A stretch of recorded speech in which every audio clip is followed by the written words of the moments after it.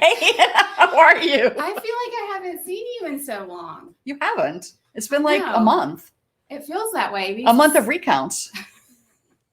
It's not a month of Sundays. It's a month of recounts. Oh, and hair dye. And well, I was going to say, thankfully, it is not hot out today. Oof. Because I would have like drips coming down, which, there's a way to kind of stop that. There's something called powder, and you put it up here. Or even hairspray, Giuliani, will keep that from happening. Well, but what would have been even funnier is and I've learned this the hard way. If you put your glasses up here and then you put them right back on your eyes, it looks like you have raccoon eyes or black eyes. And maybe that is the case. The black eyes are a result of putting your sunglasses or your glasses on your head when you have hair dye. Or maybe you just get a black eye for telling lies. Who knows? I have a friend who's a hairdresser, and he said it was probably like the stick-on shoe polish or mascara. Because he said hair dye wouldn't run like that. It had to have been, they must have touched it up just before he went on. Can you imagine driving down the road, going to like a in press DC conference in DC and say, you know what, I forgot my hair dye. Let me get my shoe shine kit. Don't worry, I have some mascara. Now, who has the mascara? Is this something else we're uncovering here? It's mascara gate. It's mascara gate.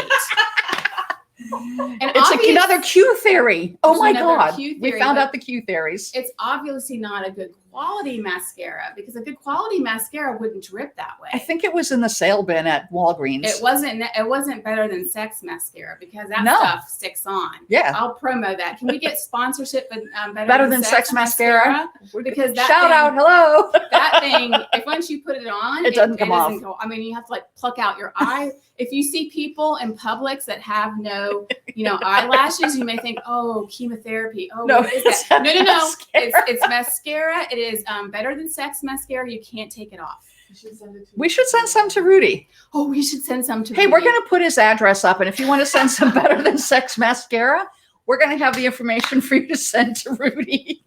It's expensive, though. Maybe not. Maybe we can start a GoFundMe page for better than sex mascara. Maybe Borat will help us.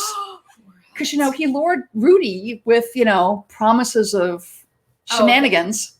Did you see that? Yeah, it was gross. Anyway, how did we get off in this discussion? Mascara. And Rudy. I did wear some today, but not better than sex. I wear Lash Dishes, whatever it's called, by Maybelline. Yes, you like that. My mother used it. Anyway, we have totally digressed. We are here, finally. So this is the new Cup of Joe.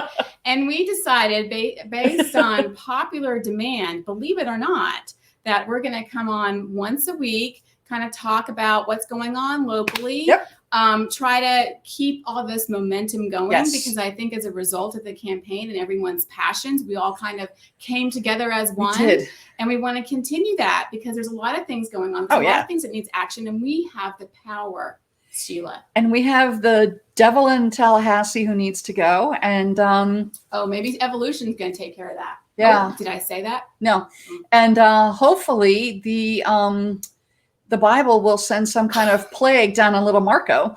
Oh, because he keeps quoting all the Bible quotes. And I'm like, you are not religious, dude. Oh, well, anyway, so we have a lot of action. We do. A lot of things to talk about. We have, some locally, and we're very excited about some of the candidates that we supported that won a couple weeks ago, and one of them that we have on now. Yes. So without further ado, and before we get in too much trouble, we are introducing Lynn Gray. Hi, Lynn. Hi, Lynn. Hi, good morning. So, good morning. How are you? Oh, I'm feeling fine. I'm ready to. Actually, I'm on my way to Naples here after this show, so I'm nice. I'm going to do a half marathon, and if you don't know, I am a avid runner, so I squeeze in some little vacations and go places and do things like that. That's very admirable. I am not. I just kind of tend to watch. I have no motives. Watch all the runners come by. I just drive. Yeah. Yeah. So Lynn, thanks for coming on. Thank you. For our viewers, could you let us know who you are and what position that you won, and your new position, or what did you call it earlier? The deciderer. The deciderer. One of those, huh? Yeah, Lynn Gray, Hillsborough County Public School Board member and newly elected chair Won re-election. Yeah, no, it's exciting. We have, and I'm sure you'll ask, we have a great new board members, 3 of them, that is, and so all educators. But if you're in the business of education, you're going to be real happy. Yes, well, Jessica Vaughn was actually our very first Cup of Joe guest. Yep. So we're very proud that our first guest actually won her district or her election. So tell us what you have. I think you have some exciting things coming up. Especially for the teachers. Yeah. A little holly jolly Christmas present, maybe? Yeah. Well, Addison, Superintendent Davis and I are trying to come up with something really special to give our teachers before the break. And one of the things that just occurred, and this is not the really special one, but Addison gave a no semester 1 test, exam test. And if you're an educator, that's like, phew, because there's so much assessments out there. And I think you're familiar with all the Florida standards assessments every month. So this should give our teachers and our paras and ESP a little bit of, relief. And then we also have in our payroll, we will be able to process their raise before the holidays. And that's, you know how that feels. When you say process, does that mean they'll see, because they're paid once a month, is that right? No, twice. They're paid twice a month, yeah. And but that last one before the holidays should be a real healthy one. Oh, nice. Yeah. I was in the finance yesterday checking in on that. Want to make sure that, because not all the districts, could do that or have processed it that quickly. So that speaks very highly about our payroll department, but just want to give them a shout out. Good for that. Well, late breaking news on Anna and Sheila. Heard it here first. Hear it here first. Teachers will tune in. And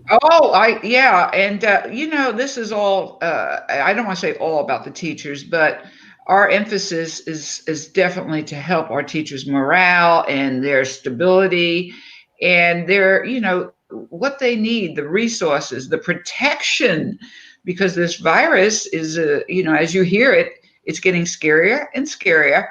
And, but, backing up a bit, we do want to give as much giving, act of kindness, etc., to our teachers, more than not. And with our board members that are educators, teachers, I think that there'll be, there'll be a great synergy towards the better conditions and wording and all the descriptions that teachers get described as. So I want that to be paramount. But if you're ready for the next exciting news, I have another tidbit. But you tell me. You want to hear the next one? Yes. Yeah, of course. My life is not that exciting, but so here it is. It's December 7th. We have our board retreat.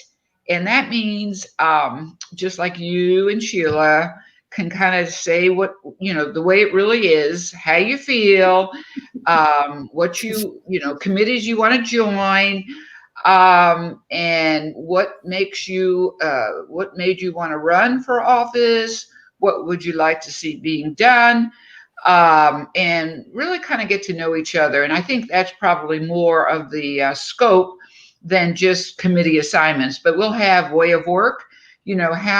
How do you perceive when you're on the dais? Do you go ahead and look at your phone and check your messaging and all that? And because we don't want to do that, but we want to make sure we look professional and giving respect to our not only our listeners but to those people that come in front of us and speak.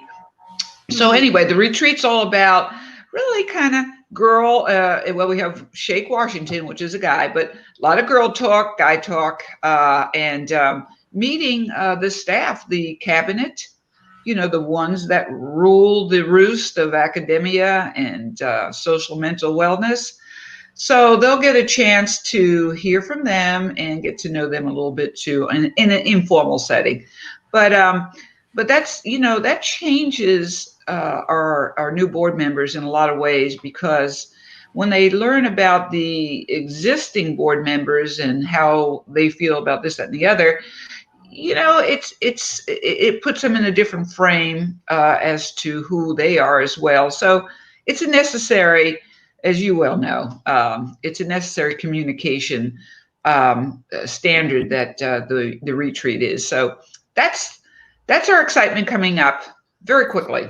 So for those of us who weren't as involved in the election as we were, can you go through who the school board members are?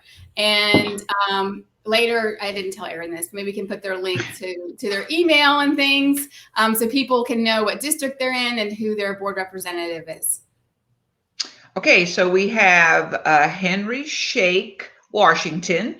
He's taller than myself. He is an athlete. I think I can outrun him. He's in District 5. He's in the urban core, and that's where Tammy Schamberger was. So he had won the election. And then we have Jessica Vaughn, who is where Cindy Stewart used to be. That's in the Carrollwood area, the Odessa, where Steinbrenner is, Northwest Tampa. And actually right where I live. So she'll be in that area. And I know in both cases, they're already visiting schools. And then last is Nadia Combs, who took the place of former Steve Kona. And that's your West Chase area, your Egypt Lake, kind of like West Tampa, and actually East Tampa a little bit by Jesuit. And I don't know how your familiarity with Tampa, but anyway, that's the area. And I know for a fact Nadia's been visiting schools. I think all of them are going like three per day, which is kind of making me jealous. They're busy as bees.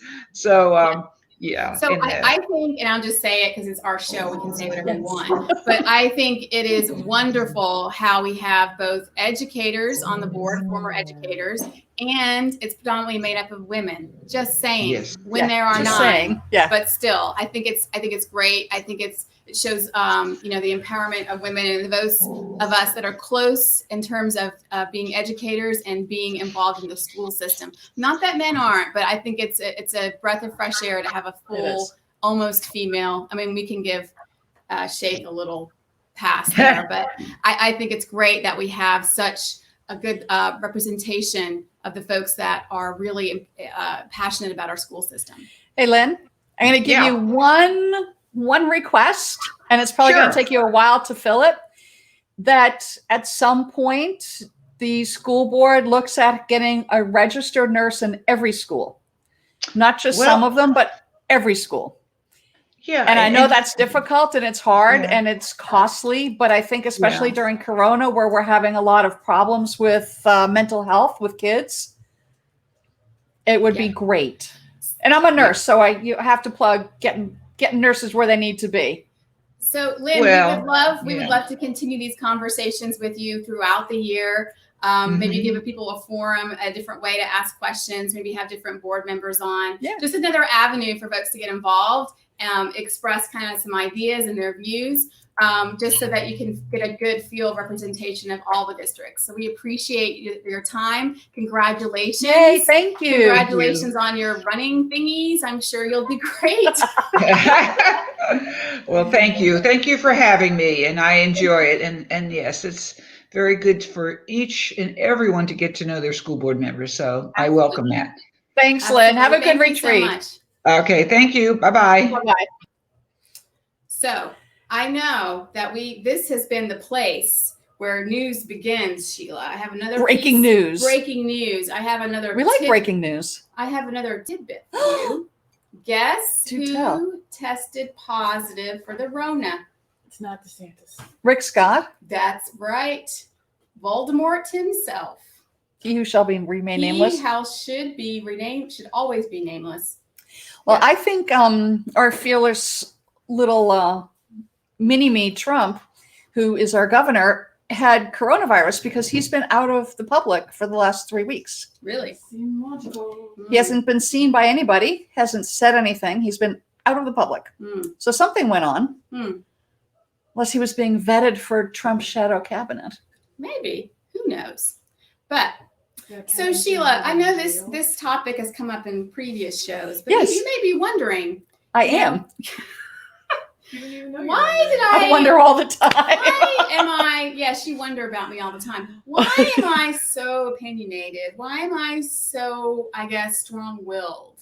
Why do you think that is? Let's see. It's probably your zodiac sign, your parents, your school, or is it school? It is school. Did you go to a Jesuit school? No. Well, I did. I did. As a little kid. That doesn't matter. I went through like 8th grade. But anyway, bygones. Okay. So the reason that I have remained, I guess I would trace it back to a pivotal point in my childhood, not really childhood, adolescent, teenagedom, is this current affairs class that I took. Ooh. And we have a guest here. You do. That was in that current affairs class. And as I will remind all of our viewers, I went to school, high school, college, and a graduate in Georgia. Oh, Lord. So without further ado, we're introducing someone. Here she is, Andy Dyer Hastings. Hello. Hello. How are y'all? Good morning. Andy, I gave it I was a little dramatic there. I love it.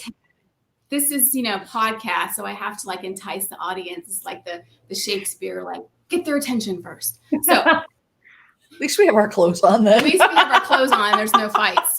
Okay, so Andy, could you give us a little color? I'm not sure if you heard my little intro. Did. And I would have to agree with you. That was all true, what you said. But I would have to agree with you. We had a teacher. Her name was Miss Morrison, and she taught a current affairs class for us. And personally, she did so many things, I think, for us and for me personally. But in current affairs, we all had to take a quiz at the beginning to be placed in the class. And Anna and I were in the far left corner, the farthest left corner. I think I was not surprised me. She was next to me. So, and I remember who was on the far right side, and then everybody, their scores were sort of filtered in between, and we conducted the class that way and discussed issues that way.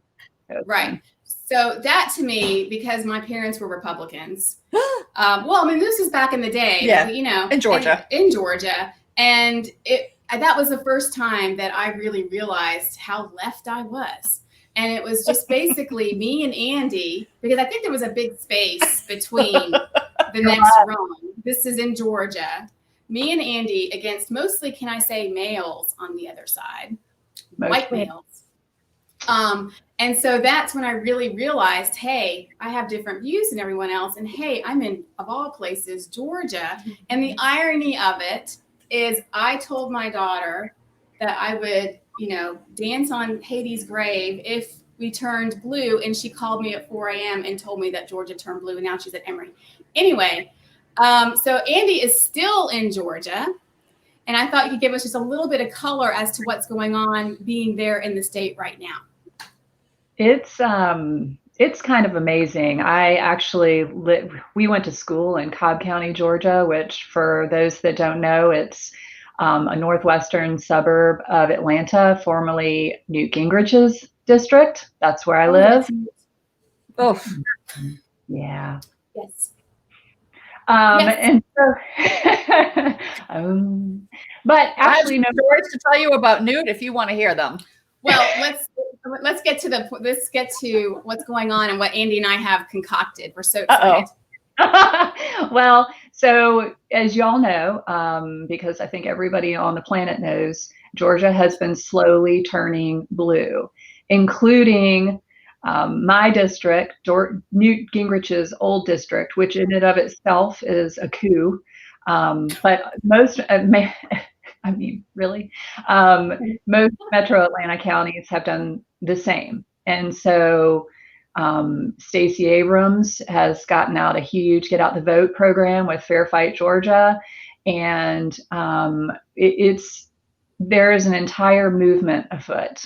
And a lot of people that presumed that this would be a Republican stronghold forever are shocked and struggling. Honestly, I thought it would be Republican forever. I honestly did. Yes, I did too, actually. But and I've watched the metamorphosis most specifically over the last 2 election cycles. That's when it's really begun to stand out. So Erin is putting some links up to Fair Fight and other ways that people can contribute, and also some mobilize.us. They have some call banking opportunities. Yep. But what Andy and I were thinking about is we were so Road trip? What? Road trip? Oh, well, yeah, but it's Corona. Oh yeah. Corona. It's the Rona. It's the Rona. Road trip would be fun, but I have like the year end, I do work full time. Yeah. Andy's probably got a whole bunch of domestic stuff that she's dealing with. We didn't get into what she does, but anyway, I do taxes. She does, can I say what you do? Family law.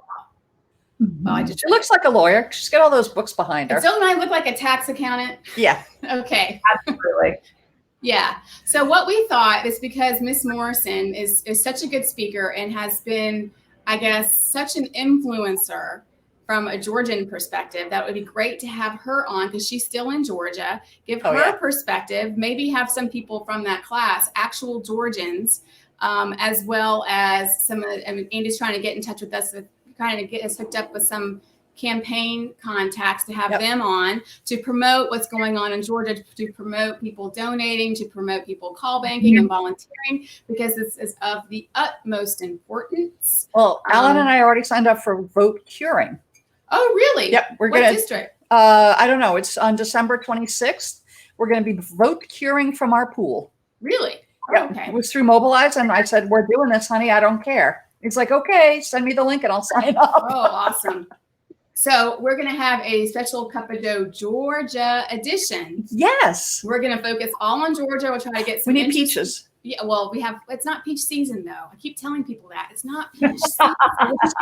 Just get a peach. Well, it's pecans or pecans. How do you say that word, Andy? How do you say it? I say pecans, but I say pecan. pecans. Some people say pecans. Anyway, we can have some pecan or pecan pie, because it's not pecan season right now. People don't know it's huge in Georgia either. So anyway, we thought we would have just a special Georgia edition. It'd be so fun. It's going to be great. We're going to have some of those old people back on, mainly because I want to be like, we're blue. Anyway, and just to encourage awareness of what's going on in Georgia, because we have so much momentum right now. I really want to, I guess, capsulate on that and try to help out as much as possible, because you always talk about nurses. I'm always talking about taxes. Yep. If we have a Republican Senate, nothing's going to happen. Diddly squat's going to happen. Nothing's going to happen. So this is very important. I've talked too much. So Andy, what are your thoughts? I can't wait for the special Georgia edition. Is that what you're asking me? Yes, about our special Georgia edition and about the prospects of Georgia and how important it is. Who would have thought? I hoped, because of the trend that I saw in the last election in places that I never would have expected to see it, I wouldn't have thought. And when it started to go that way and you could kind of see the trend, the needle moving, I thought, oh my gosh, I'm living in a blue state. How can that be amazing? Andy, I thought that Georgia would be blue ever since they got rid of Max Cleland, who was probably one of the best senators ever. And just the smear campaign that went after him, I was like, you know what? Let's just write off Georgia. Let's not even spend any money there. Let's just put a little wall around it and let it sit there. Right. And I think I've heard other people say that exact same thing. And so, some people are better at reading the tea leaves, I think. Clearly you're one of them. But keep reading those leaves, because we need everything we can get. But it feels good. There's an energy in the air right now. It's palpable. And I've talked to a lot of people who say the exact same thing. They're the demeanor of folks who felt disenfranchised and like they were strangers in a strange land, that's starting to go away. And I think that's huge. We felt that here too. It was like everybody exhaled the day after it was called. Yeah. Right. Well, and they just finished the hand recount in Georgia. They haven't Yes, certified, but they finished there it was and no it doubt. still came out Yep. for Biden. Yep. So thank you so much for coming Thank on you. last minute. We'll try to work together and get a good show for our Georgia edition and Yes. try to get some interesting people to get people to tune in so they can understand how to donate, how to help, how to keep this feeling alive and have a little bit more, I guess, power and how we move forward Yes. after January, right? Because And how important getting these two senators in. You've got that crazy Kelly Loeffler and Stinky Perdue who made so much money on shorting stocks. Right. I mean, And they literally personally benefited financially from it. It is in their personal financial interest to win the election. And I don't understand how we've gotten so far afield of our traditional values and what's important as far as elected officials. But alas, here we are.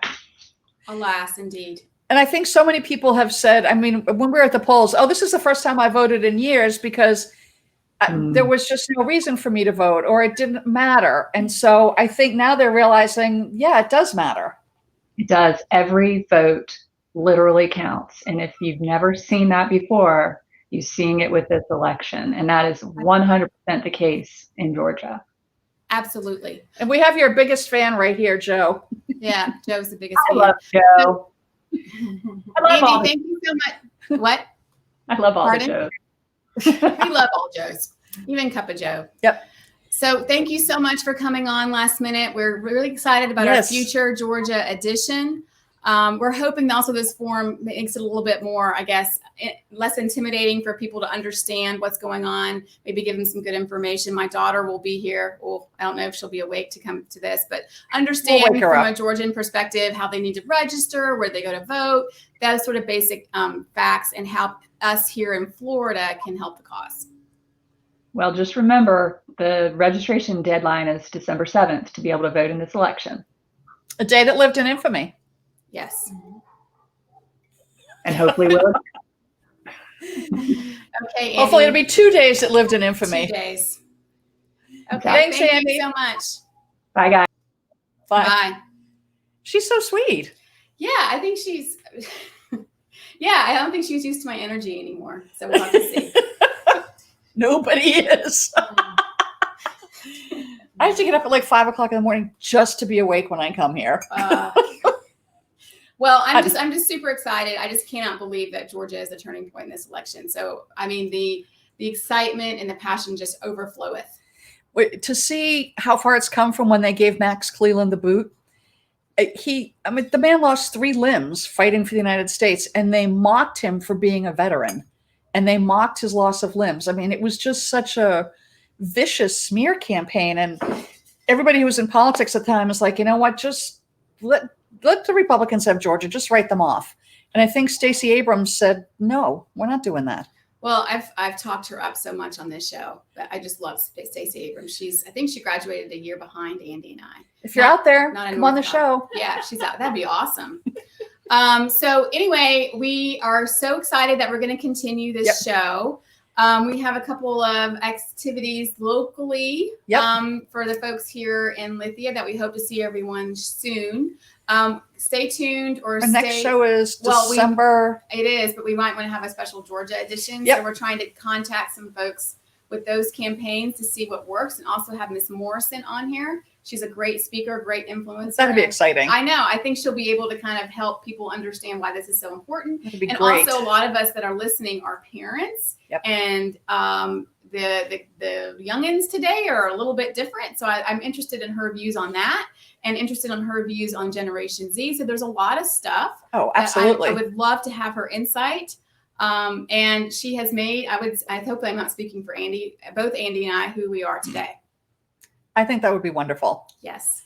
Yes, so that Aaron and I can say, why did you do that to her? I know, right? All right, so our next real official... Our next without the special edition is on December 7th. 7th? Is that right? No, 4th. Well, December 4th. I don't have the calendar. Then the 11th and then the 18th. Right.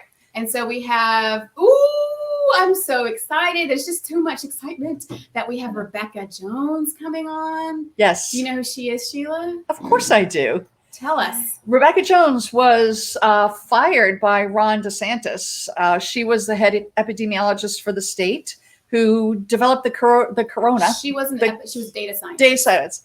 She developed the COVID dashboard for the state and wanted to count things that the governor didn't want to count because he didn't want our numbers to look as crappy as they were. That's so right. he fired her.